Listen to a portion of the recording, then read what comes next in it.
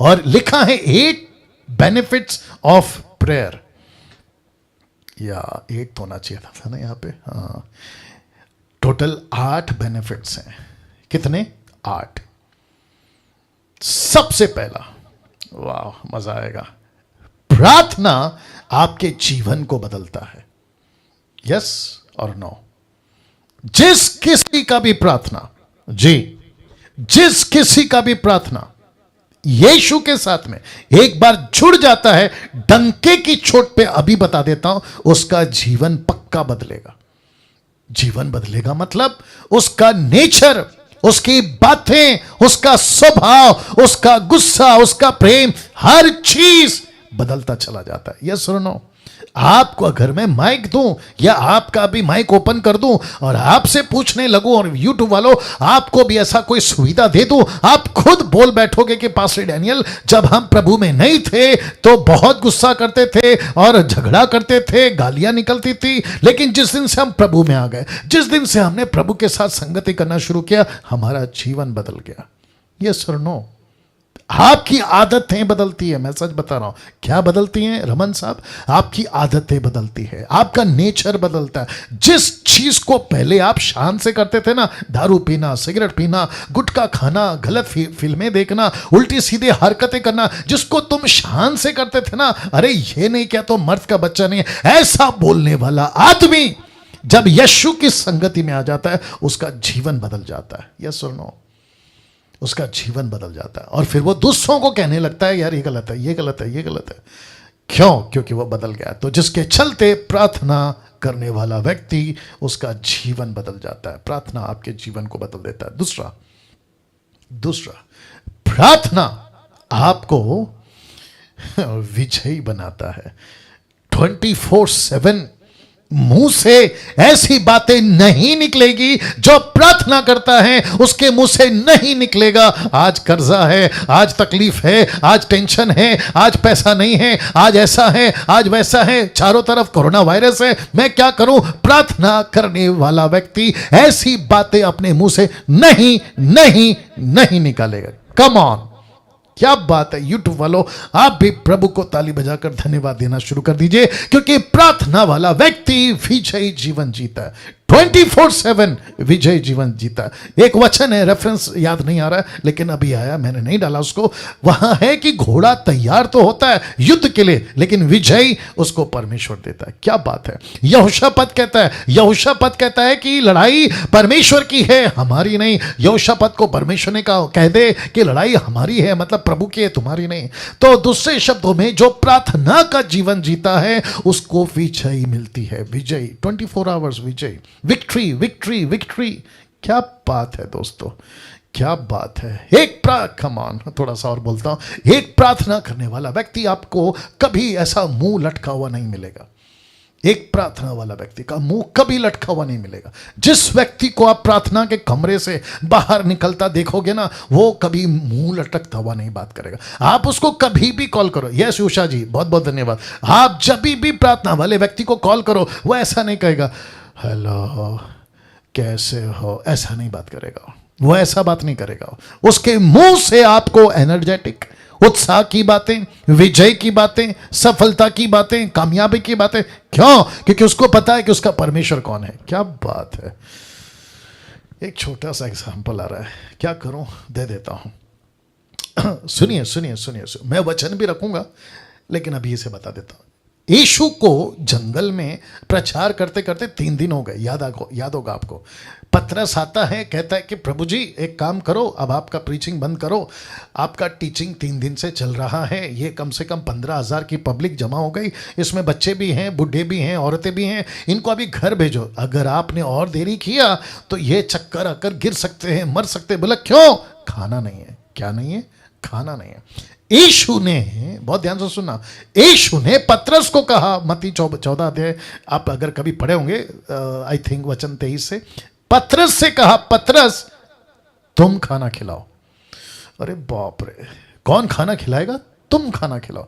मैं अगर पतरस होता, मैं पतरस की जगह होता, मैं वहीं पे बेहोश होकर मर जाता, गिर जाता। प्रभु आप माना कि आप परमेश्वर हैं, परमेश्वर के पुत्र हैं, लेकिन आप जब चाहे तब चाहे कुछ भी बोल देते हैं। मतलब क्या है? खाना मैं खिलाऊं? अच्छा ठीक है, एक काम करते हैं, कैलकुलेट करते हैं। कैलकुलेट समझते हैं ना? गिनती करते हैं, एनालाइज करते हैं, कैलकुलेट करते हैं। एक काम करते हैं कि अगर हमारे पास में 5,000 पब्लिक के लिए आटा आ जाए, आटा, रोटी कौन बनाएगा? चलो रोटी बन गई, 5,000 पब्लिक के लिए रोटी बन गई। इनके लिए सब्जी कौन लाएगा? मछली कहां से पकड़ के लाए? चलो मछली पकड़ लिया। तेल कहां से लाए? चलो तेल आ गया। फ्राई कैसे करें? अरे बाप रे, ये सब कैसे होगा? तब बीच में एक चेला आता है, आई थिंक उसका नाम एंड्रू है या फिलिप है। वो आता है, कहता है कि यहां पे 5 रोटी और 2 मछली है। यीशु ने कहा बस काफी है। वाह, क्या कहा? ये काफी है। ऐसा कौन बोल सकता है? एक प्रार्थना वाला। ऐसा कौन कह सकता है? जिसके पास परमेश्वर है। ऐसा कौन कह सकता है? जिसको प्रभु पे भरोसा है। वो कहता है कि काम करो, सबको बिठाओ 50-50, 100-100, 50-50 ग्रुप में बिठाओ। और जैसे ही बिठाया, पतरस को बोला बेटा तुम लोग सब इधर आओ, एक काम करो, बांटना शुरू करो। पतरस ने लिया रोटी, एंड्रू को दिया। जैसे एंड्रू को दिया, जो टोकरी 5 रोटी 2 मछली, वही टोकरी डबल होके पतरस के हाथ में अभी भी है, लेकिन एंड्रू लेके जा रहा है। एंड्रू ने दिया फिलिप को, फिलिप के पास में पहुंची, लेकिन एंड्रू के पास में डबल होके वही है। ऐसे करते करते कितनी टोकरी? कोई बता सकता है? 12। अब प्रश्न उठता है 12 क्यों? उषा शर्मा जी, प्रश्न उठता है 12 क्यों? क्योंकि बांटने वाले 12 थे। मैं डंके की चोट पे बोलता हूं, अगर 70 होते ना तो 70 टोकरी, 120 होते तो 120 टोकरी, 3,000 तो 3,000 टोकरी, क्योंकि बांटने वाले 12 थे। प्रवीण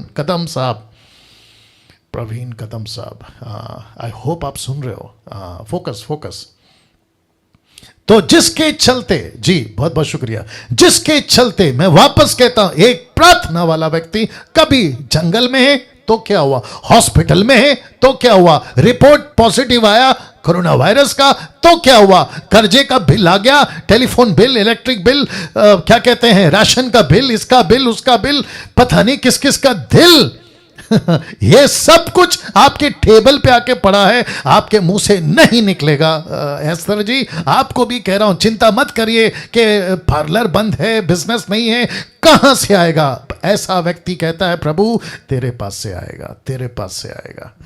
क्या बात है, प्रार्थना आपको विजयी बनाता है। तीसरा, वक्त का भी ख्याल रखना है, तीसरा, प्रार्थना आपके हालात बदलता है, आपका सिचुएशन बदलता है, आपका एटमॉस्फेयर बदलता है। मेरे घर में जादू टोना है, प्रार्थना करो ना। मेरे को रात को डर लगता है, प्रार्थना करो ना। मेरे घर पे समस्या है, प्रार्थना करो ना।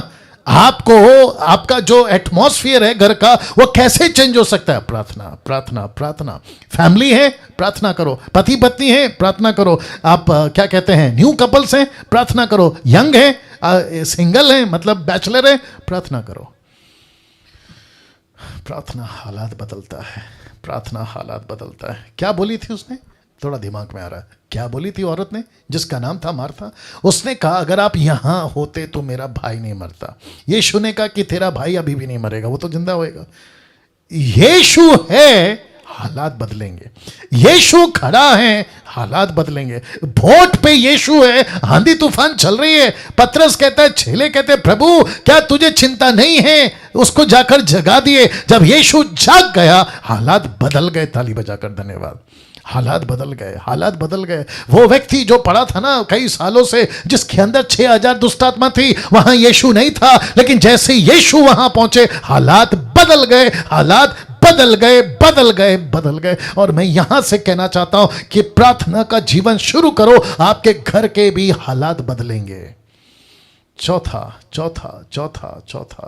प्रार्थना आपको हिम्मत देता है। आपको क्या कहा था मूसा का जो नौकर था यहोशू, उसको क्या कहा था? यहोशू 1:5-6 तक में परमेश्वर ने कहा be bold, BOLD, be bold, be courage, हिम्मत रख।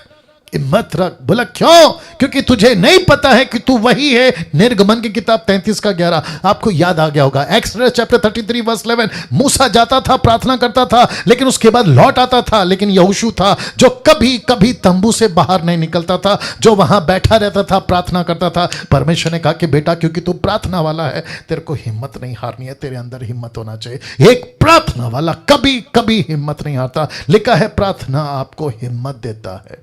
आप वीक हैं, आपको एनर्जी चाहिए, आपको ताकत चाहिए, क्या करना है? आ जाओ प्रार्थना में, आ जाओ प्रार्थना में, बैठो प्रार्थना में, बैठो घुटनों पे, बैठो बेड पे, चेयर पे, जैसा ठीक लगता है बैठो। प्रभु मेरी हिम्मत चली गई, मैं क्या करूं? प्रभु बोलता है बेटा प्रार्थना कर।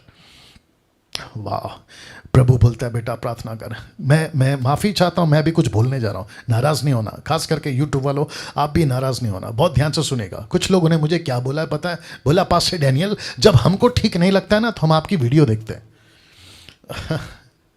यार थोड़ा चश्मा तकलीफ दे रहा है। वाह, एक सेकंड दीजिए, बहुत पढ़ता हूँ ना। या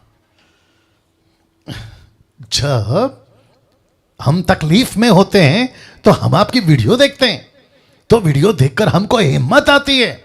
मेरा प्रश्न है, आप मेरा वीडियो देखो मत देखो, लेकिन बेस्ट तरीका है प्रार्थना हमेशा करो, प्रार्थना हमेशा करो, उसकी आदत डालो। ऐसा हो सकता है कि आज मेरी वीडियो है, कल नहीं मिलेगी। हो सकता है कि YouTube कल को ओपन ना हो सकता है कि कल को Facebook ओपन ना हो, लेकिन प्रार्थना 24/7, यीशु मसीह 24/7, परमेश्वर की संगति 24/7 आपके साथ रहते हैं। ऐसे कुछ कितने लोगों ने मुझे ये तक कहा है कि पास्टर डैनियल, जब हमको तकलीफ होती है मैं अफ्रीका वाले को सुनता, अमेरिका वाले को सुनता। ए मेरे भाई, ऐसा मत कर, डायरेक्ट प्रार्थना में बैठ जाओ, हिम्मत मिलेगी। सच बता रहा हूं, हिम्मत मिलेगी। सिस्टर्स हिम्मत मिलेगी, ब्रदर्स हिम्मत मिलेगी, यीशु के लोगों हिम्मत मिलेगी। बैठो प्रार्थना में, इसकी आदत डालो। मैं सच कह रहा हूं, इसकी आदत डालो आप लोग। पांचवा, प्रार्थना आपको आगे बढ़ने की ताकत देता है, आगे बढ़ने की ताकत देता है। वो नहीं कहेगा प्रार्थना वाला मैं पीछे जा रहा हूं, वो नहीं कहेगा मैं मिनिस्ट्री बंद कर रहा हूं, वो नहीं कहेगा अब बस गिव अप, नहीं करेगा। वो आगे बढ़ेगा, आगे बढ़ेगा। आगे बढ़ने की ताकत उसको परमेश्वर देता है। छठवा बहुत इंपॉर्टेंट है, देखिएगा क्या लिखा है। प्रार्थना से आपका आत्मिक जीवन मजबूत होता है। वाह आपका आत्मिक जीवन, स्पिरिचुअल लाइफ मजबूत होता है। बहुत ध्यान से सुनिएगा, मैं कुछ चीजें बताने जा रहा हूं। आपका आत्मिक जीवन का number 1 and only the number 1 एक ही जरिया क्या है? प्रभु के साथ संगति, बातचीत, प्रार्थना। वचन आप पढ़ते हैं, लेकिन वचन कब कार्य में आता है? प्लीज कोई बता सकता है? जब परमेश्वर के साथ आप जुड़ जाते हैं, जब प्रार्थना में आप जुड़ जाते हैं, आपका आत्मिक जीवन मजबूत हो जाता है। इसलिए यीशु ने क्या कहा? तुम मेरे बगैर, कोई बता सकता है? कुछ नहीं हो। यूहन्ना 15:5 याद आ गया ना?